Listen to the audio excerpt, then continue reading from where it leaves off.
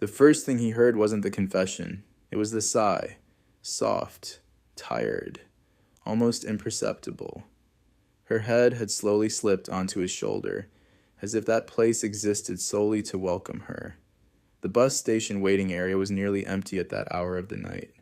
A few lights flickered. The coffee shop next door had already closed, and the silence between them seemed larger than any conversation they had shared over the years. Then she murmured something, a short sentence, so quietly that he thought he had misunderstood, but a few seconds later she repeated it, and this time there was no way to mistake it. "I've loved you since high school." She was still asleep, or at least she seemed to be. And in that moment, Daniel felt as if the last 10 years of his life had suddenly stopped making sense, because Laura was his best friend, the only person who had never left, the only person who had always been there. And precisely because of that, she was the last person he ever expected to hear those words from. Daniel met Laura when they were 16. It wasn't anything cinematic. There was no collision in the hallway, no love at first sight. She simply sat next to him during the second week of school because every other seat was already taken. That was it. No music, no magic, no apparent destiny. She was the girl who asked too many questions. He was the boy who answered very little. Laura talked about everything: books, movies, dreams, impossible plans. Daniel listened and smiled. Over time, it became a friendship, the kind of friendship nobody can explain exactly when it began. Before they realized it, they were together for every school project, every presentation, every lunch break. And strangely enough, there was never anything romantic between them. At least that was what Daniel believed. Throughout high school, he watched Laura fall for other people. Or at least he thought he did. He saw her suffer over a senior boy, then over a classmate, then over someone in college. Life kept moving forward, and they remained friends, even when their paths separated, even when their routines changed, even when their messages became less frequent. There was always something that brought them back together. A birthday, a piece of news, an old memory, an unexpected phone call. It was as if there were an invisible bridge between them, a bridge that never collapsed. And Daniel never questioned it. Maybe because some people feel permanent. You simply believe they'll still be there tomorrow, and the day after, and the day after that, until one day you realize there were feelings hidden inside that permanence all along, feelings neither person had the courage to name. If this story is already reminding you of someone, take a moment to subscribe and leave a like. Sometimes the stories that touch us most are the ones that remind us of the people who never stopped walking beside us. That night at the bus station, they were returning from a wedding of mutual friends. They had spent the entire day together, like old times, talking, laughing, sharing little stories, nothing unusual, or at least it seemed that way. Now sitting in that uncomfortable chair, Daniel felt the gentle weight of her head resting on his shoulder, and those words echoing endlessly. "I've loved you since high school." He remained completely still, not knowing what to do, not knowing if she was truly asleep, not knowing whether he should pretend he hadn't heard anything, not knowing if his life had just changed forever. When the bus arrived, Laura slowly woke up. She blinked a few times, looked at him, smiled. "Did I fall asleep?" "You did. Sorry. It's okay." She adjusted her hair, grabbed her backpack, and boarded the bus, as if nothing had happened. Daniel spent the next 4 hours staring out the window, repeating the same sentence in his mind, trying to make sense of it. Maybe he had imagined it. Maybe she had said something else. Maybe it was all a misunderstanding. But deep down, he knew. He knew exactly what he had heard.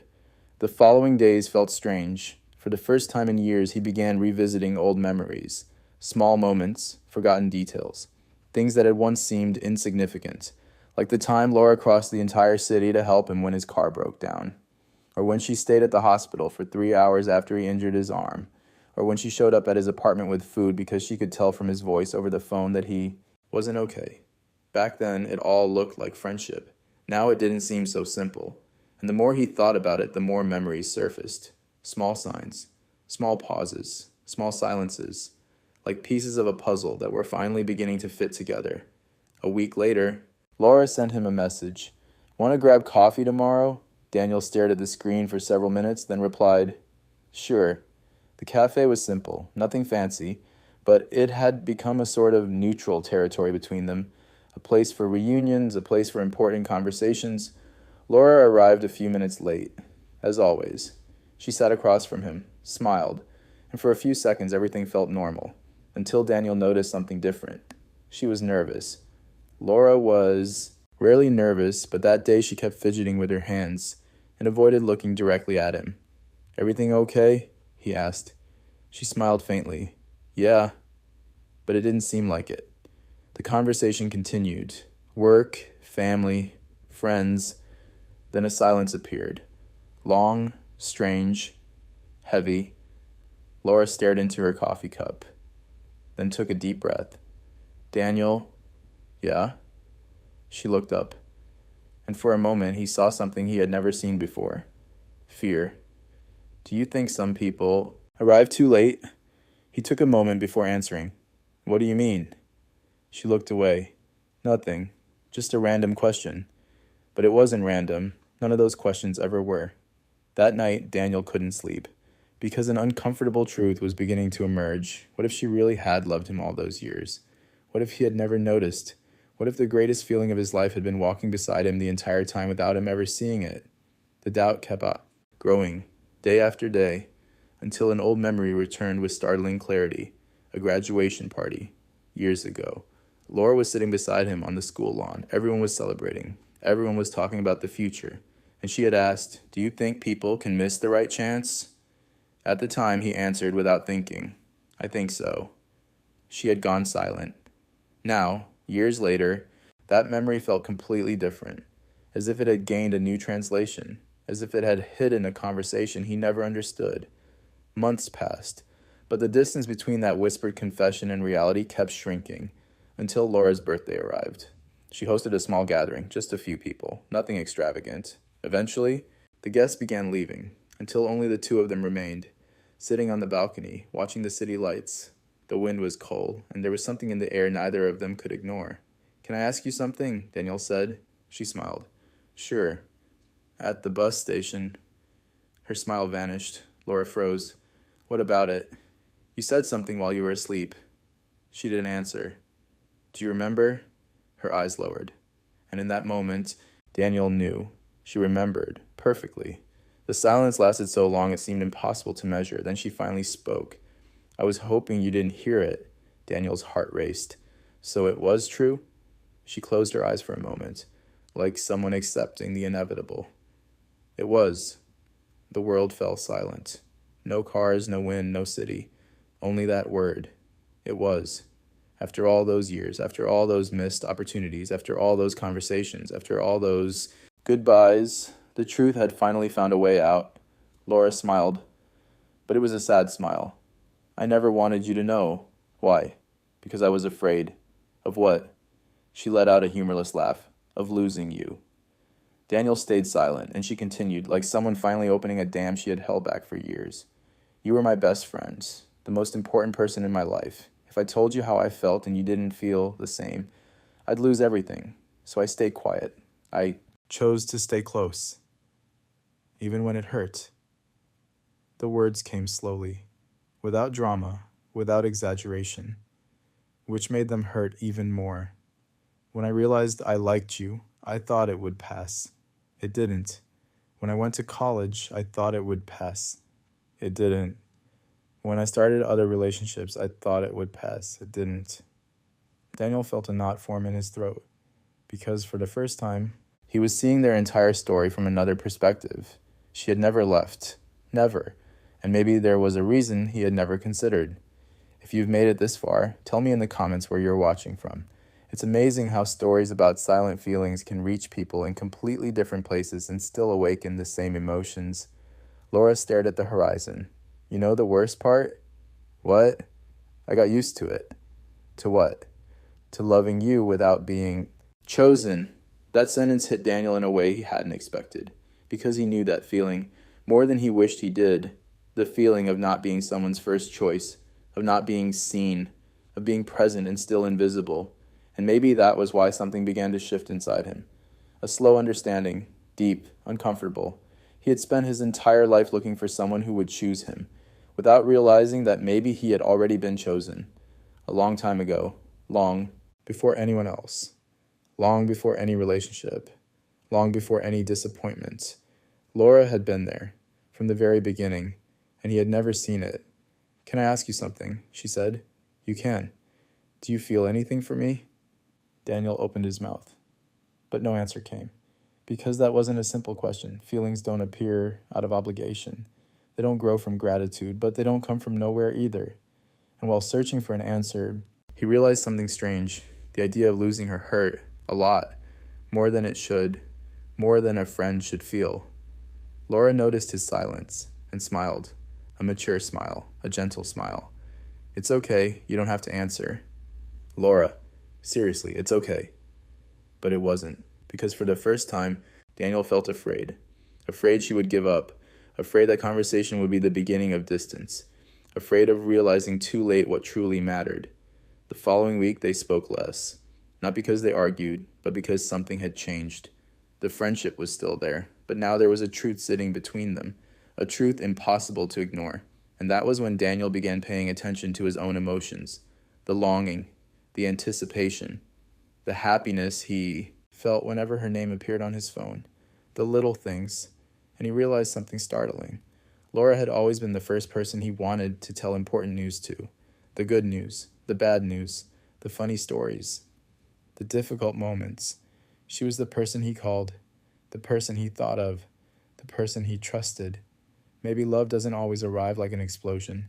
Maybe sometimes it arrives as a presence so constant that you stop noticing it, until you risk losing it. 2 months later, Laura received a job offer in another city, not very far away, but far enough. She told him during a lunch, as if it were just another update. But Daniel felt something sink inside him. "Are you going to take it?" She shrugged. "Maybe." "When do you decide?" "In a few days." That night, he couldn't think about anything else. The possibility of her leaving made everything painfully clear. Because for the first time, he imagined life without her, and he didn't like what he saw. Not at all. 3 days later, Daniel showed up at her apartment door. Laura opened it, surprised. What happened? He took a deep breath, heart racing, hands cold. And yet, for the first time in a very long time, he knew exactly what he needed to say. "I was late." She stood frozen. "Very late." Her eyes began to shine. "Daniel, I spent years not understanding, years thinking I was looking for someone. But the truth is, the most important person in my life was standing right in front of me the whole time." The hallway fell silent. Laura couldn't speak. "I don't know exactly when it happened. Maybe it happened slowly. Maybe it happened across all these years. But I know one thing." She covered her mouth, trying to hold back tears. "What?" Daniel smiled. A simple smile, an honest smile. "I don't want to imagine my life without you." The tears finally escaped. Silent. Beautiful, real. And then something extraordinary happened. There was no cinematic kiss, no imaginary soundtrack, no grand gesture, just two adults, two friends, two people carrying years of hidden feelings, standing in front of each other, finally telling the truth. Laura took one step forward, then another, and rested her forehead against his chest like someone finally arriving home after a journey that had lasted far too long. "You took forever," she whispered. Daniel laughed through tearful eyes. "I know. A really long time. I know." She closed her eyes, and for the first time in many years, neither of them had to hide anything anymore. Months later, during a short trip, they returned to the same bus station, the same chairs, the same lights, the same peaceful silence of the early morning. Laura rested her head on his shoulder, just like that night. Danielle smiled. "Sleepy?" "A little." "Just don't fall asleep and make another unexpected confession." She laughed, light, happy. "Now I don't have to hide anymore." And maybe that was the greatest change of all. Because some love stories don't begin when someone falls in love. They begin when someone finally finds the courage to be seen, when they stop hiding, when they stop running, when they accept the possibility of being chosen. And sometimes the person who most wanted to stay by your side has been there the entire time, waiting quietly. If this story touched you in any way, take a moment to subscribe and leave a like. Maybe there is someone in your life you see as merely a constant presence without realizing how much they truly mean to you.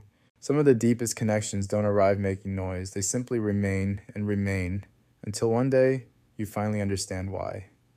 That night, while watching buses come and go, Laura held his hand. without rushing, without fear, without doubt. And Daniel realized a simple truth. Being loved that way didn't feel like an achievement.